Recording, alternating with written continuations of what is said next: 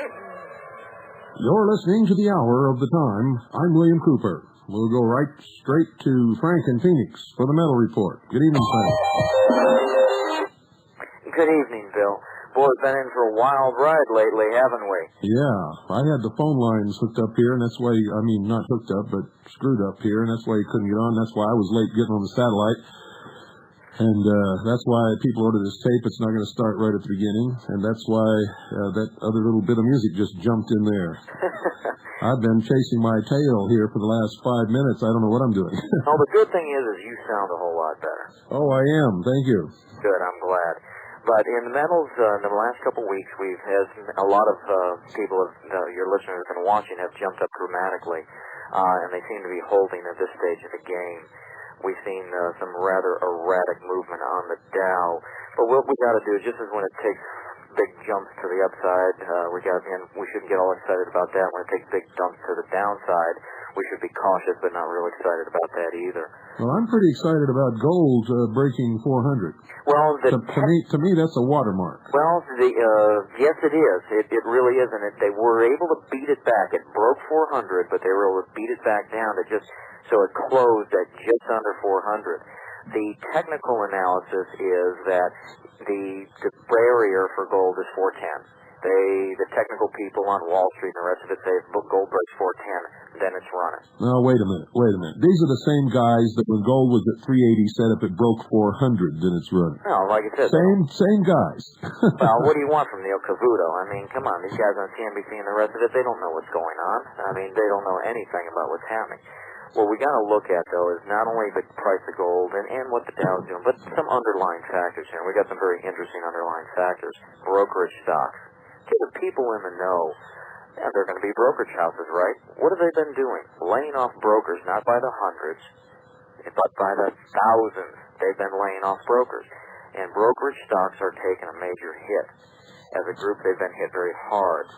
The other thing is even though the Dow appears to be holding or doing well, some people think, it's no big deal, minor correction. Over 1/3 of the New York Stock Exchange, over 1/3 of the stocks are struggling. 36% of them are struggling. There's some serious problems. There's some very serious underlying problems. One very interesting thing from a newsletter, someone who analyzes the Dow Jones Industrials and all that other stuff. He wanted to see where everything stood. Everybody thinks October because October 29 and October 87. Says more bear markets, more problems occurred in January than in October. So that's something to think about. He's calling for, with the general market being sloppy here at year end and with the transports being weak at the end of 1995, it would not shock me to see trouble entering the picture during January 1996. So once again, Bill, I think you might end up calling it on the head. There's an interesting article in the newspaper today discussing the market, the paper market. Trading heats up after final bell. So people, they think they can breathe a sigh of relief by the end of the day with, the markets are closed, I'll worry about it in the morning. No.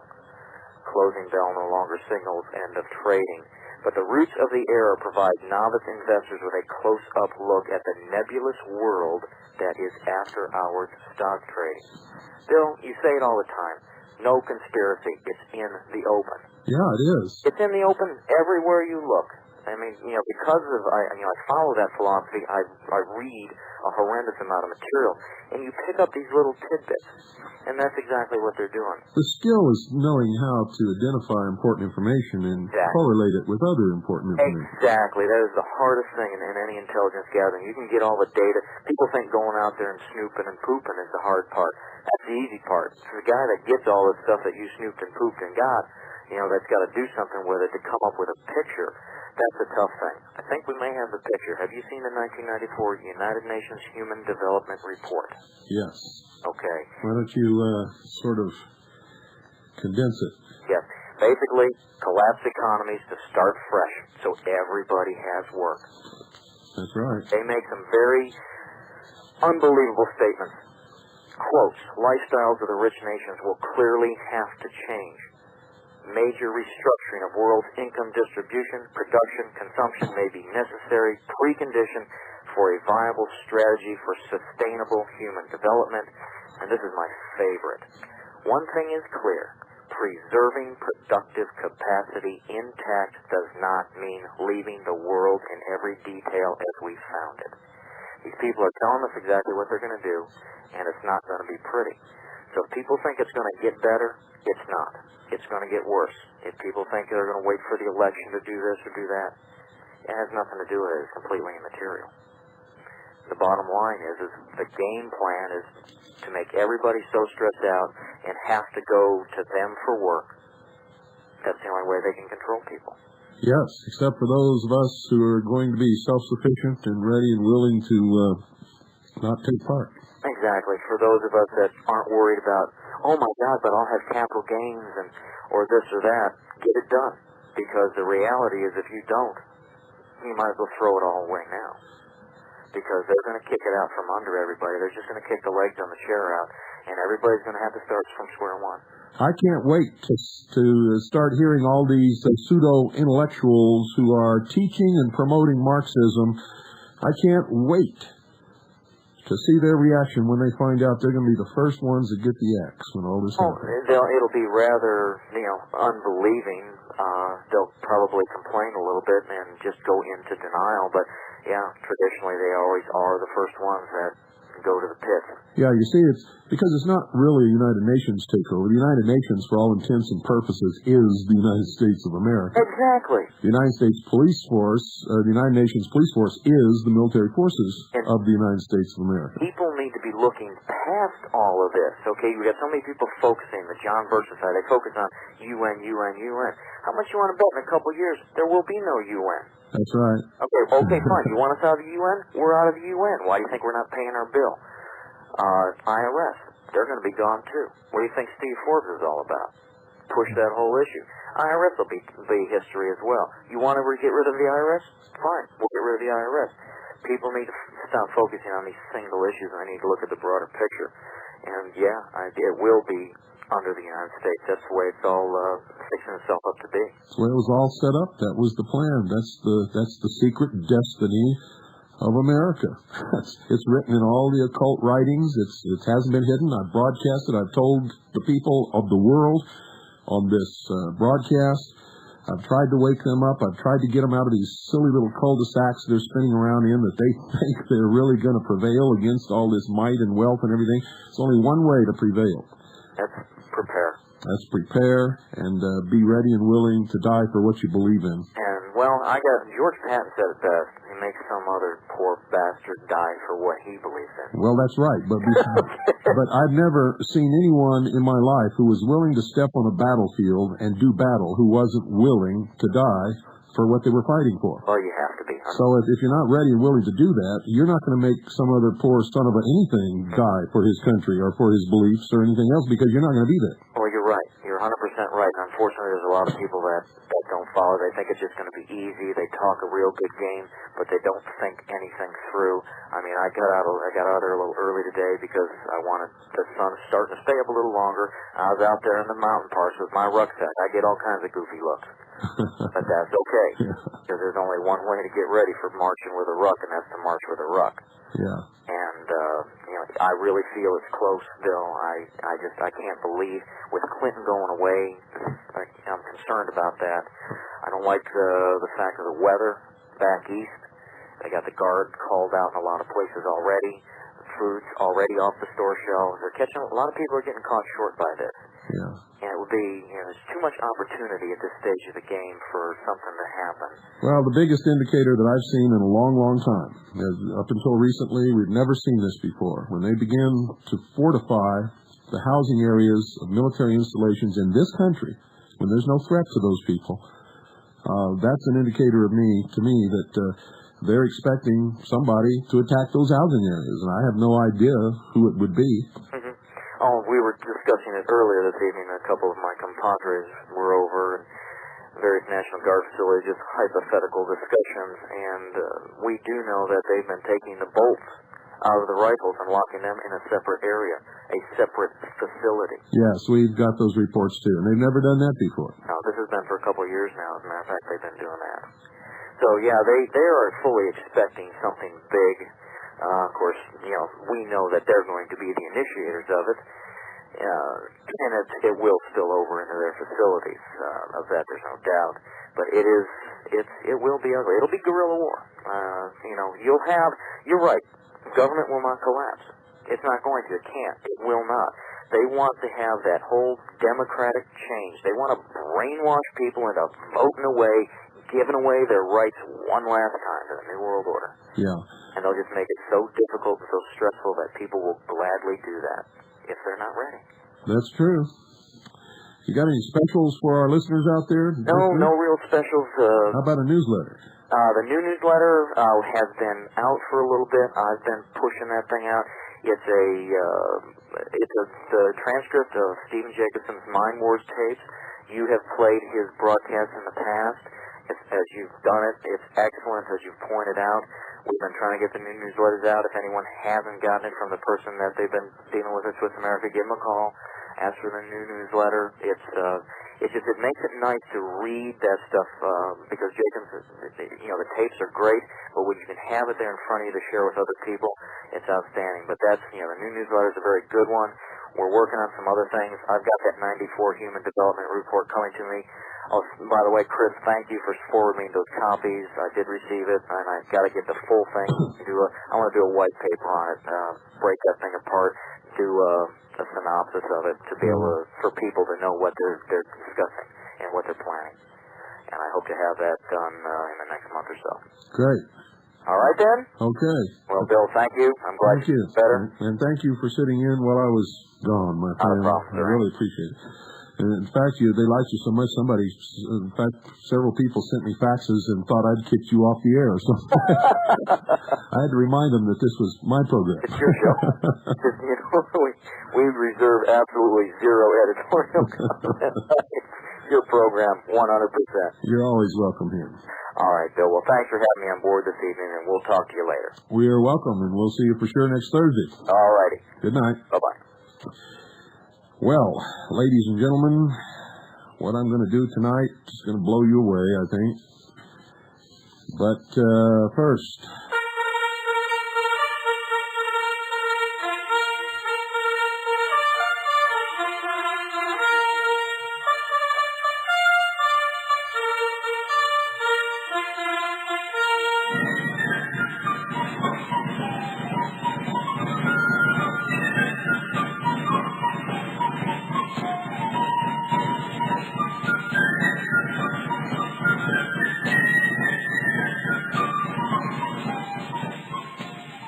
The Continental Army of the Republic, the Second Continental Army of the Republic, is looking for a lot of good men, leaders. If you're a leader who has military experience and good organizational skills, you don't have to know everything as long as you know how to find out who knows it and bring them and utilize their knowledge, or where to find the information that you need to relay to others. You must be responsible. Our leaders are never found on programs like Donahue. They're never castigated by idiots like Ted Koppel. In fact, most of our people are never heard from or never known of.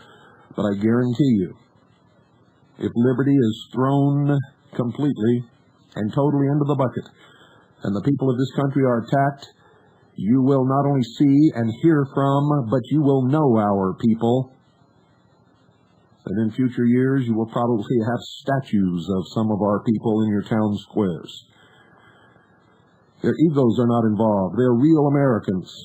They care about this country. They are dedicated and will sacrifice and do whatever is required legally within the law.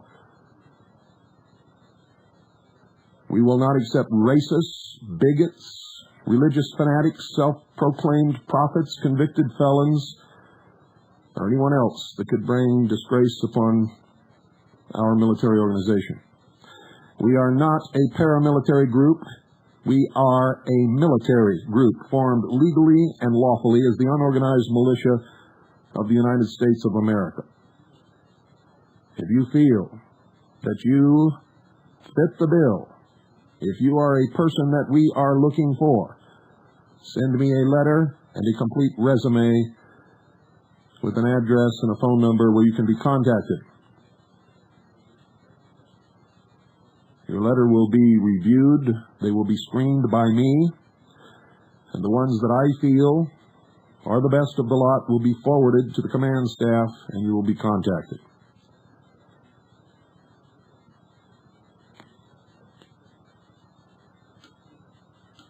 If you feel that you want to be a part of the Army that may be the Army that saves freedom and liberty for all people in this country, and if we save it for this country, we save it for the world, send your letter to the Intelligence Service, Post Office Box 1420, Sholo, Arizona, 85901. That's the Intelligence Service. P.O. Box 1420, Sholo, Arizona, 85901.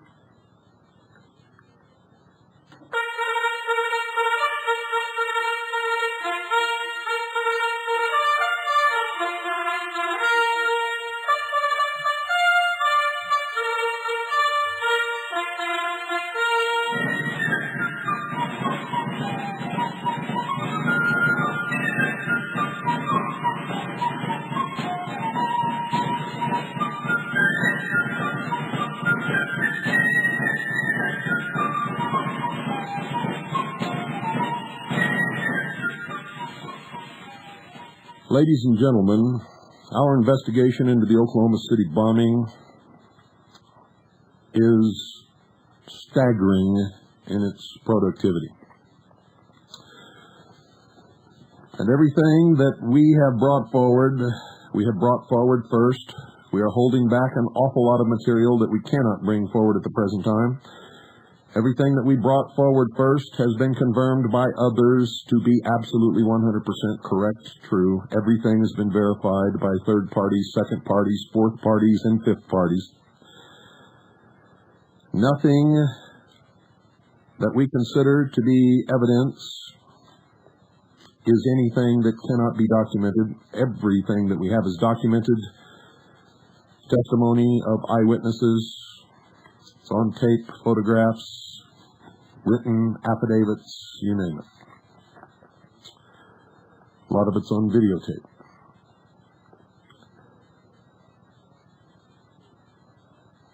I ask the commanding officer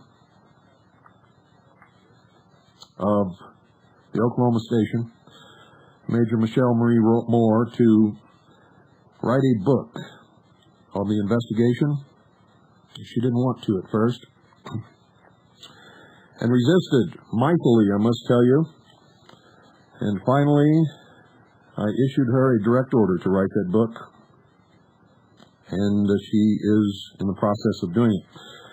It's about half finished, and tonight I'm going to read you some of that book. In fact, I may continue with it for several days.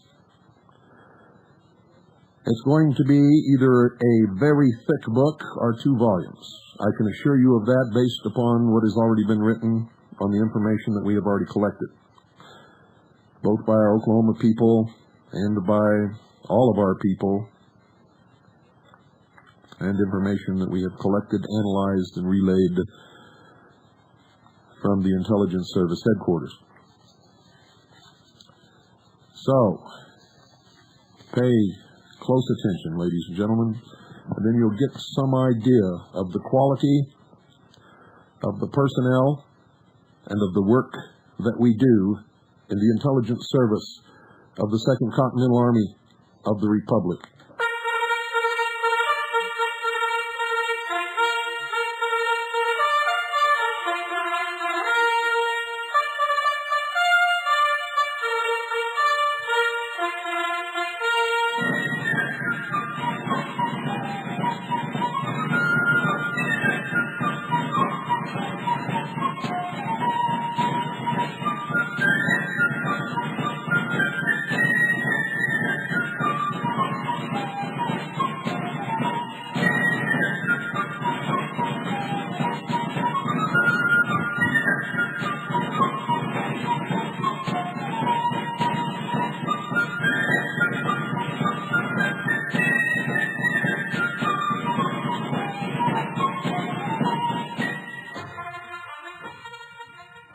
Chapter 1, Reflections. Human blood is heavy. The man that has shed it cannot run away. Those words, at first they had been nothing more than a quietly passing thought, the barely discernible voicing of an ancient proverb. Initially they had served as the dismal acceptance of the overwhelming events of that day, an acknowledgment of the evil which had come upon us. But now the day was over, long over. Hours before, midnight had come and gone, a chill had settled, and the air was unnaturally damp and oppressive. The sticky heat of the afternoon had been swept away by a sharp, bone-chilling northern blast which rushed through the city shortly before sunset, bringing unwanted rain and high winds. Threatening clouds hung low and thick in the southwest, and distant lightning warned of continued gloom into the next day. The whole world seemed to shudder that night, but how could you avoid it? After all, human blood is heavy. That night should have been the first vibrant blush of wild prairie spring. Oklahoma April. It should have been a time both tranquil and fragrant, with the scent of newly blooming iris and daffodils, a peaceful hour which should have carried the fragile perfume of honeysuckle in the prevailing southern breeze. It should have been a night for throwing open the windows after the bundling of winter and drifting sleepily into the late hours on thoughts of starlight and beauty. But you see, human blood is heavy. It had been 18 hours since the Alfred P. Murrah Federal Building in Oklahoma City had exploded in an instant of carefully orchestrated horror and terror. Already, it was evident that deceptions deliberately and meticulously rehearsed were being given their first performance for an unsuspecting, shocked, and numbed audience. Already, a multitude of contradictions had been revealed, altered, denied, and disguised. Already a quickly manufactured blanket of disinformation had been thrown over the disaster by players who did not even realize they were performing in the drama. And from some inner place of spiritual strength and personal conviction, I knew that this situation could not be allowed to stand unchallenged. Human blood is heavy. The man that has shed it cannot run away.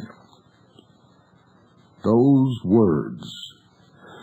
Throughout the day, those words had increased in intensity and fervor in my mind, and just then, in that cold, rainy darkness between days, I was hearing them at full force and volume. No longer were they merely the miserable acquiescence of helplessness in the face of so great a trauma and disaster. No longer were they the impotent sigh of hope against hope that someday someone might solve the mystery of who was responsible for these multiple acts of wanton murder.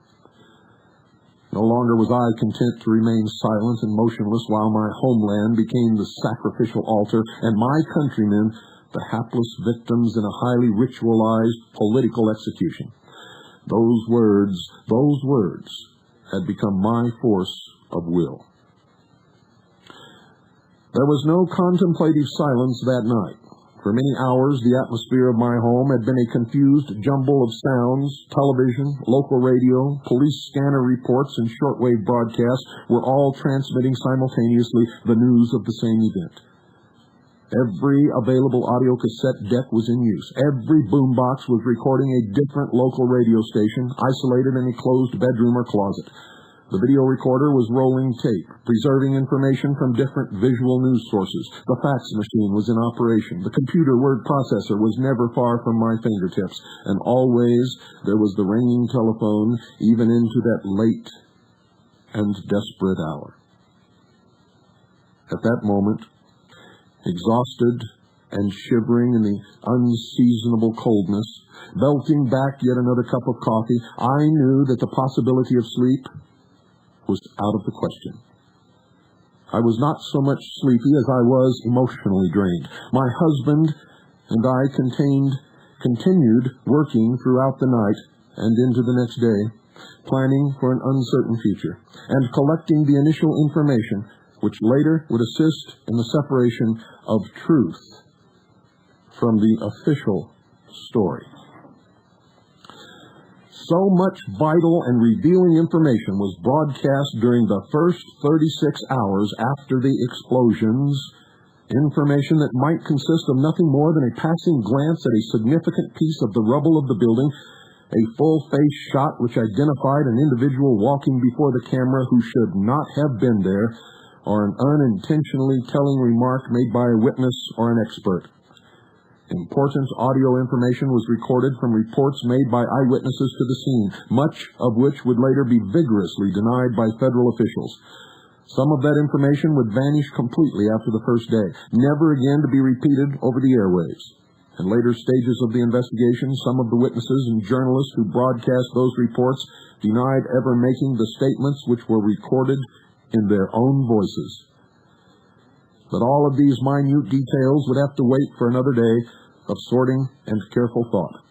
The important thing at that particular moment was to stay totally focused on the collection of information of local origination.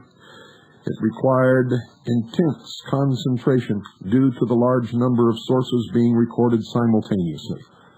But more importantly, it required basic consciousness, and my eyes were burning with fatigue. I poured another cup of coffee, cut the bitterness with a generous dollop of milk, stretched long and hard in the hope of forcing wakefulness into my bones, and returned to the living room to monitor the course of events. The need to inwardly focus and grieve was not to be given its rein at this time. The intense desire to shut out the noise and withdraw into my own private haven of safety and security could not be indulged. Human blood is heavy,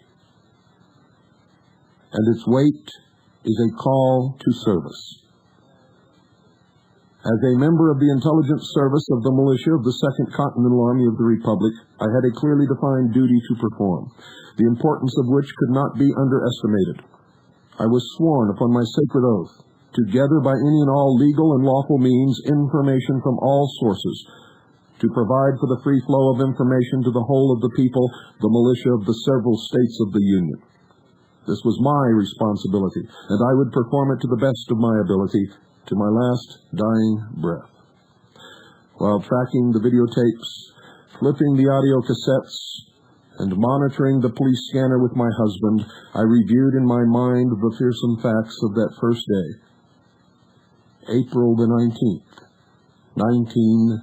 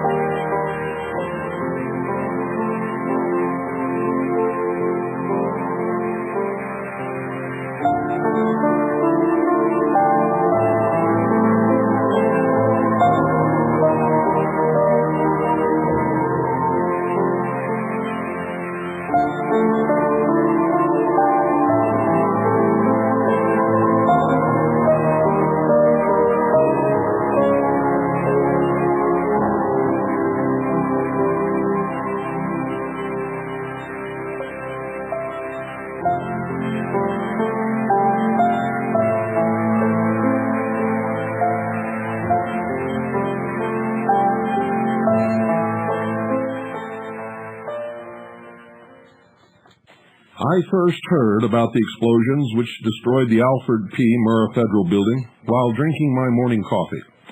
A friend had telephoned to make certain that my husband was not working in downtown Oklahoma City that morning. I assured him that my husband was right there in the house and asked why he was so concerned. It was then that he told me what had happened. Finding himself unable to adequately describe what had occurred or to answer the barrage of questions I asked about the situation, he finally, with exasperation, told me to turn on the television for full coverage of the disaster. He said it was the only way I was going to understand. His tone was utterly serious, and he was uncharacteristically speechless about the details of the event. That was enough in itself to make me fretful and alarmed. He encouraged us to pray. Before the telephone receiver ever left my hand, I called frantically to my husband to quickly turn on the television so we could see what was going on. Rushing into the living room to see for myself what had occurred, I stopped dead in my tracks at the scene before me. One glance was enough to send me bounding back to my desk to telephone a report to my commanding officer, William Cooper. I knew it was still terribly early in Arizona, where he lived, 2 hours earlier than it was in Oklahoma, but this was a situation of such magnitude and with so many potentially dangerous consequences that I didn't think I should wait until a more reasonable hour to break the news. I was both shaking and sweating as I dialed the number. As I telephoned, my husband continued monitoring the news reports on the television. The telephone in Arizona rang only twice, and Mr. Cooper's wife, Annie, answered the phone. I identified myself, asked for Bill, and told her the call was an emergency. In the background, I could hear her urgently rousing him from sleep. Bill took the receiver, and at first sounded a bit groggy with slumber, but the instant he knew what had happened, he was fully alert, giving his undivided attention to the matter. I again identified myself, apologized for calling so early in the morning, but told him I thought he should know what had occurred here. Much like the friend who had first notified me, I suddenly found myself incapable of fully describing the event. I glanced once more at the pictures on the television. How could this information be conveyed? My mind was going into a shocked verbal shutdown, and after a moment of struggling to find any words at all, I blurted out, "Bill, somebody just blew up the federal building in Oklahoma City. The building looks like the whole front of it has been sliced off, and a big chunk was cut out of it. A lot of people have been injured, and probably many are dead. Just go turn on your TV. Get something on the satellite feed. The coverage is live everywhere." I'm sure I sounded a bit hysterical. I was a bit hysterical. There had been multiple explosions. The video reports of the disaster showed extreme asymmetrical damage. The front of the building had been blown outwardly away from the structural remains, and at the far east end, a large rounded section of the interior architecture, which had collapsed vertically upon itself, was now nothing more than a confused pile of rubble, dust, debris, and blood 2 stories high. At first, there were 2 columns of smoke, one coming from the building and another larger column of black smoke boiling upward from the parking lot on the north side of Northwest 5th Street, where many automobiles were burning. Several eyewitnesses would later report seeing a mushroom cloud of smoke rising from the building. There was not yet any information about the number of dead or injured, only the frightened and shocked speculations offered by the news media. Firefighters were already on the scene, extinguishing the burning cars and initiating the rescue operation. The streets were filling with the dazed and bloodied walking wounded, staggering out of the rubble of federal building and the wreckage of other damaged buildings in the area. Friends and relatives of government and civilian workers in the Miro building came running from their offices nearby. Some were crying hysterically, searching for their loved ones. Others rushed into the dangerously unstable remains of the building and began extracting the wounded from the shattered concrete and twisted metal. Mothers, weeping and screaming for their children buried inside the federal building daycare center, were clawing at law enforcement officers who held them back from the dangerous wreckage. Medical personnel began pouring into the area, and many unnamed civilian heroes joined with the medical police and fire rescue workers to save as many of those still living as was humanly possible. The scene on television was graphically tragic and violent, dreadful and compelling. It was very painful to watch, yet it was impossible to look away. All of this information was streaming into my living room as I made my sketchy report to Mr. Cooper. At that moment, there was nothing conclusive which could be relayed other than that the Alfred P. Murrah Federal Building in Oklahoma City was quite simply gone. The Alfred P. Murrah Federal Building, located at 200 Northwest 5th Street, was originally called the GSA Building and was later named for a circuit court judge of distinguished reputation. Alfred Paul Murrah had been born in Johnston County, Oklahoma, on October 27, 1904, the son of George Washington and Nora Simmons Murrah. Alfred received his LL.B. from the University of Oklahoma in 1927. He became a member of the Oklahoma Bar in 1928 and married Agnes Millam on June 29, 1930. Together, they had 3 children, Ann, Paul, and Sue. During the 1930s, Alfred Murrah was active in Democratic Party politics and helped coordinate the Young Democrats organization. With his school buddies, Luther Bohannon and Roy Savage, known together as the Rover Boys, Murrah helped engineer the triumphal 1936 United States Senate campaign of Joshua Bryan Lee, Murrah's former speech professor at the University of Oklahoma. From 1937 to 1940, Murrah served as a U.S. District Court judge, and in 1940 became a judge for the U.S. Circuit Court of Appeals, 10th Judicial Circuit, where he served for many years. Later as chief judge. Murrah earned his LL.D. from Oklahoma City University in 1954. In 1947, as one of a 3-judge panel ruling on an appeals case, Murrah helped open the doors of Oklahoma University to black students when he ordered that George W. McLaurin, whose law school application had been denied solely on the basis of race, be allowed to attend classes at the Oklahoma University College of Law. Always active in civil rights cases, Murrah found himself again working with his longtime school friend, Luther Bohannon, who had become a federal judge in his own right. When the school busing issue came before the courts, it was Judge Bohannon's ruling which changed Oklahoma City public schools from the neighborhood concept and brought about the policy of busing students to achieve integration and racial balance, a decision which remained controversial for decades. Alfred P. Murrah, a Methodist, served as a trustee for Southern Methodist University in Texas, and in 1954 received the Distinguished Service Citation from Oklahoma City University and the Hetham W. Summers Award. In his later years, Murrah served as the executive director of the Administration Office of the Federal Judicial Center in Oklahoma City. Alfred Paul Murrah was a member of the American Bar Association, the Oklahoma Bar Association, the Order of the Coif, Lambda Chi, Phi Alpha Delta, and was a 32nd degree Freemason of the Southern jurisdiction of the Scottish Rite. Murrah passed away in 1975 and is buried in the northwest corner of the Fairlawn Cemetery, located at 2700 North Chartel in Oklahoma City. The building, which was to eventually bear Murrah's name, had been designed under the direction of James Loftus and had been a joint architectural venture between 2 firms, Shaw Associates and Locke, Wright and Foster. The structural engineer was Ed Kirkpatrick. The building was designed in the late 1960s and early 70s, and the groundbreaking ceremony had occurred in 1974. The construction had taken 18 months to complete. The Murrah building was built at a cost of $13.2 million, and construction was completed in March of 1977. The building was dedicated in October 1977.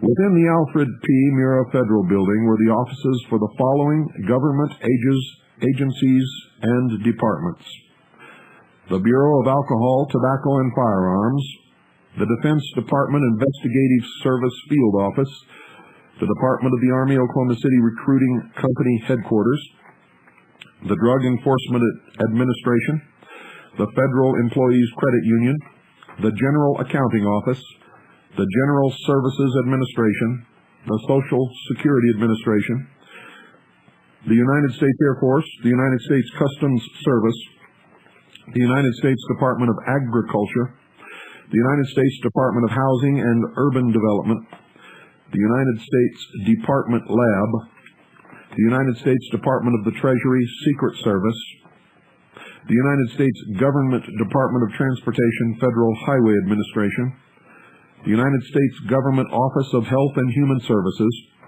the United States Government Office of Personnel Management, the United States Labor Department, Bureau of Apprenticeship and Training, the United States Marine Corps Recruiting Station and Officer Selection Office, the United States Small Business Administration, the Veterans Administration, the offices of several federal judges, and Americans Kids Daycare Center.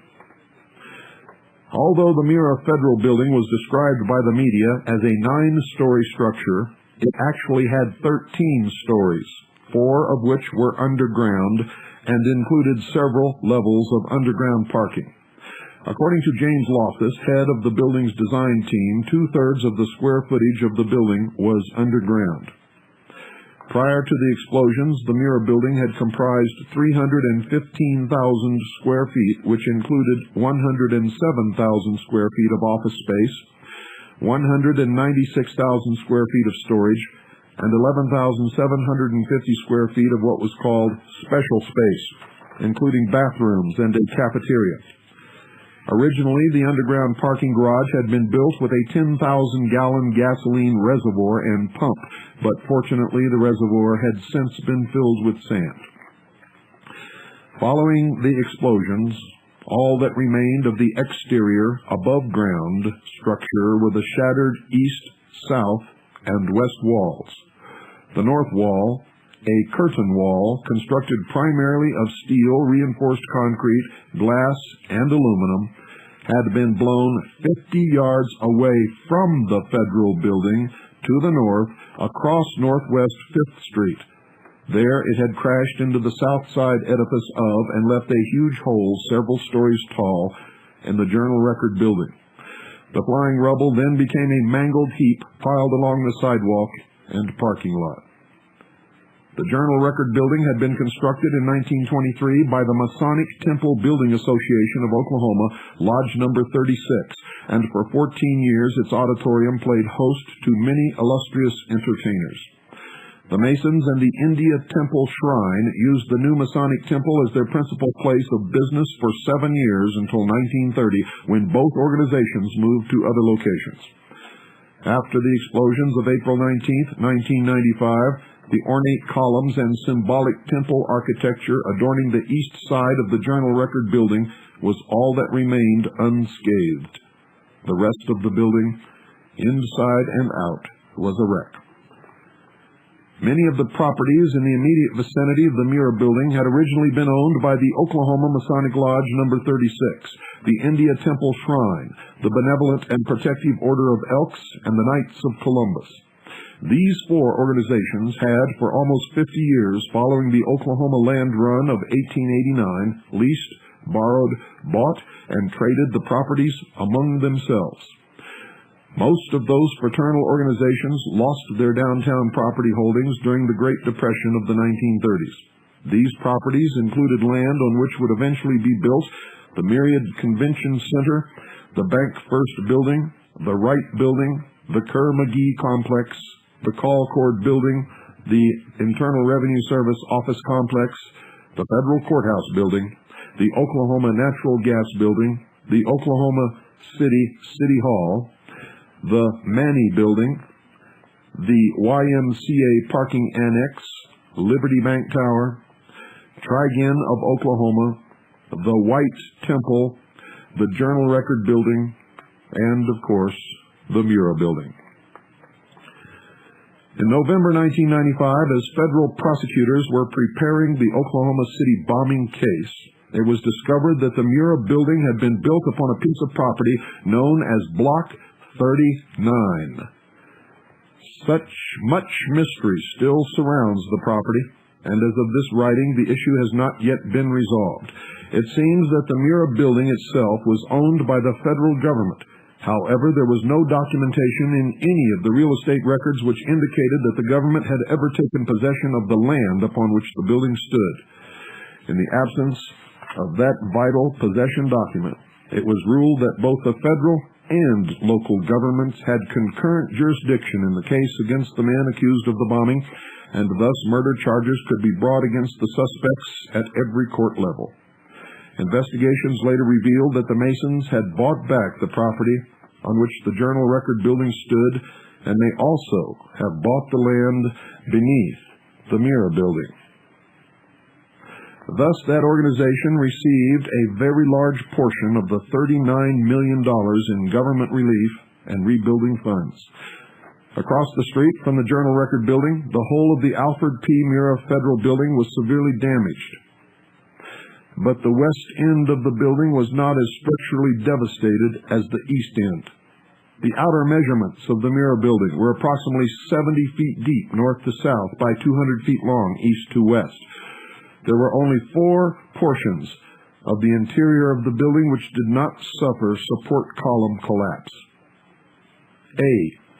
A section at the west end which measured approximately 70 feet north to south by 40 feet east to west. This was the largest single interior area still standing.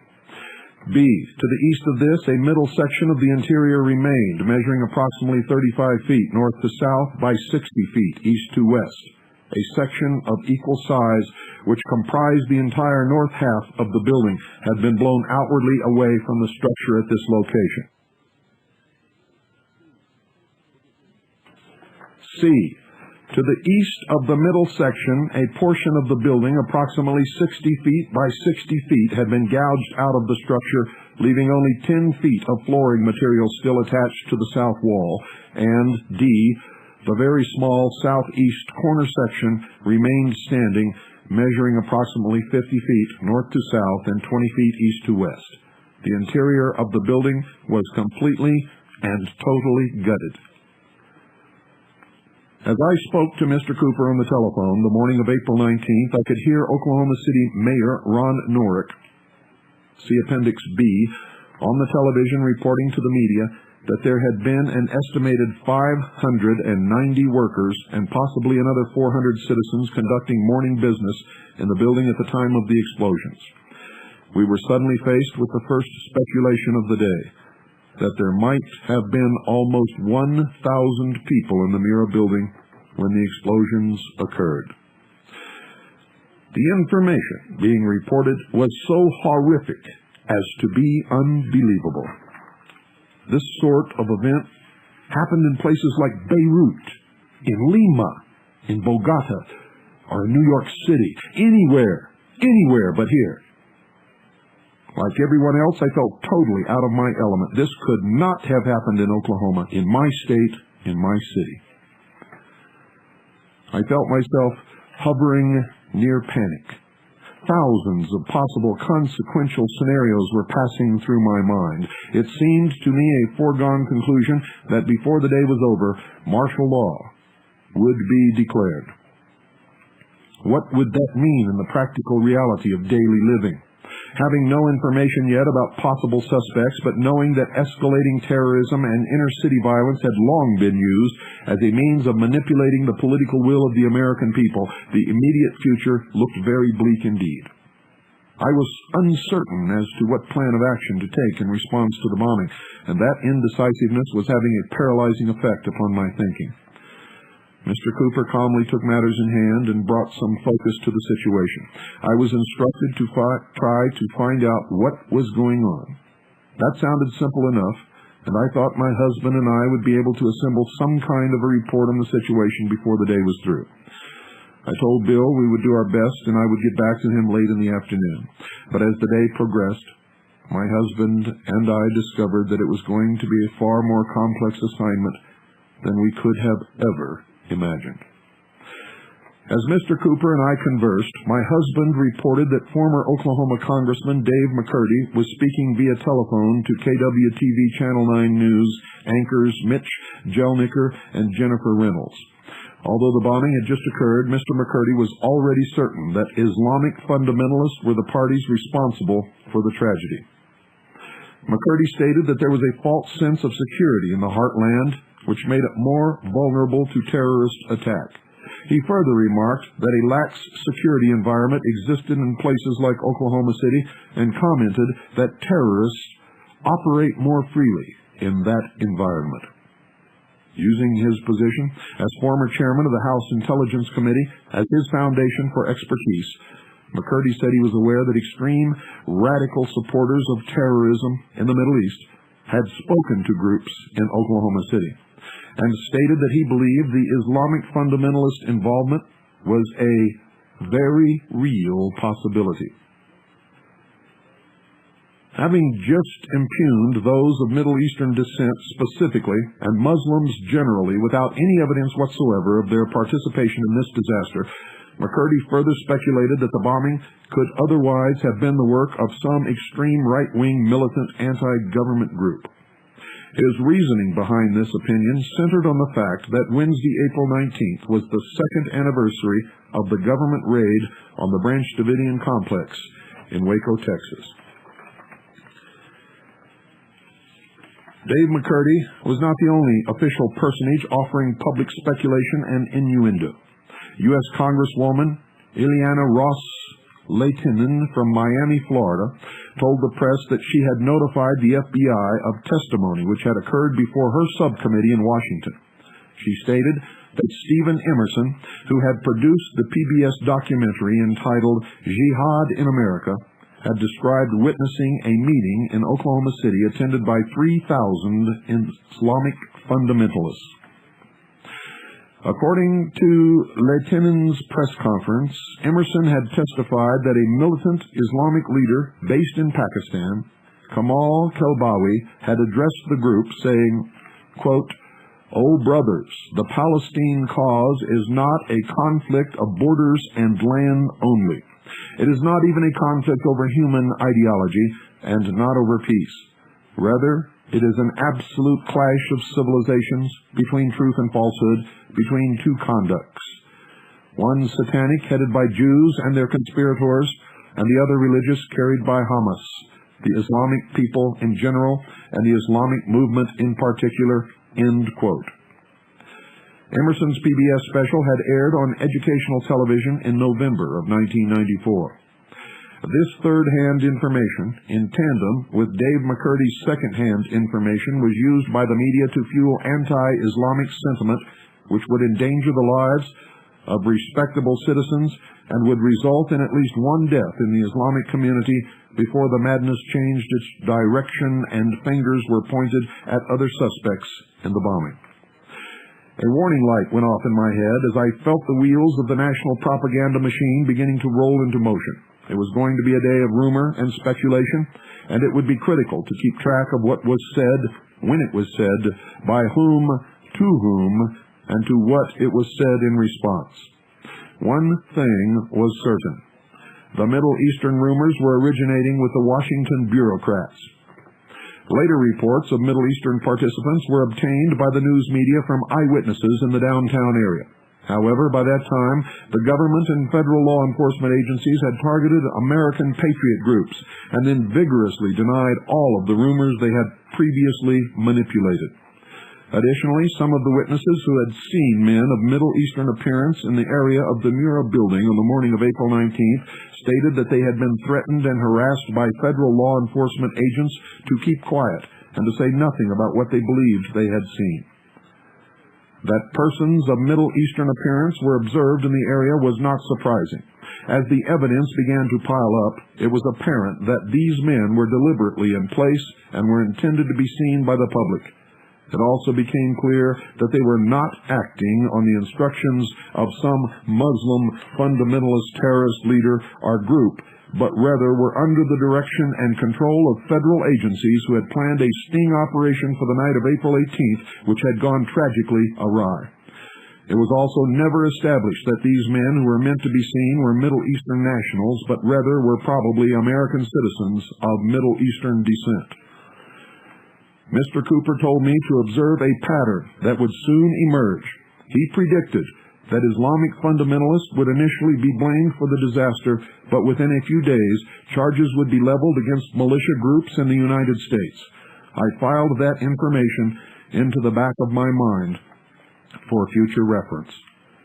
It would be only 51 hours until Mr. Cooper's prediction came to pass, and by that time I fully understood how he could so accurately make that prediction. By then, the disinformation campaign was in full swing. By then, the evidence of a major cover-up by federal authorities was obvious and well documented to anyone who could break through the mass hypnotic hysteria. This hysteria was the result of a saturation attack on the public perpetrated by the national media and directed by the United States Department of Justice. It was going to be difficult, to say nothing of treacherous, to keep footing on firm, logical ground in the face of what occurred over the days which followed. Ladies and gentlemen, copies of this work and of all the evidence and the tapes, audio and video, and sworn affidavits have been distributed to key personnel within the intelligence service across the country. Any attempts to stop the publication of this material or to harm Major Michele Moore of the 2nd Continental Army of the Republic will not only be futile, but will be met with the most serious resistance that you can possibly imagine. Good night, and God bless you all.